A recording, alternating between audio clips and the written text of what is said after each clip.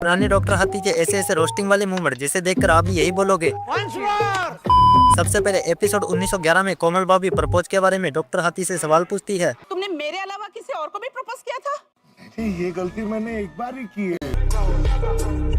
दूसरा गुलाबों वाला ये एपिसोड जिसमें गुलाबों की वकील डॉक्टर हाथी से जेठालाल की कमजोरी के बारे में पूछती है। आप ये बताइए कि जेठालाल की सबसे बड़ी कमजोरी क्या है? उनका परिवार और गोकुलधाम सोसाइटी। और फाफड़ा जलेबी और गाठिया? हाँ मंगाइए, खा लेंगे। तीसरा एपिसोड 597 में भिड़े गलती से डॉक्टर हाथी पर पानी डाल देता है और बोलता है टप्पू सेना उसे दिन में सोने नहीं देती। अभी वो मुझे सोने नहीं दे रहे थे। अरे दोपहर में तो औरतें सोती हैं बड़े मास्टर।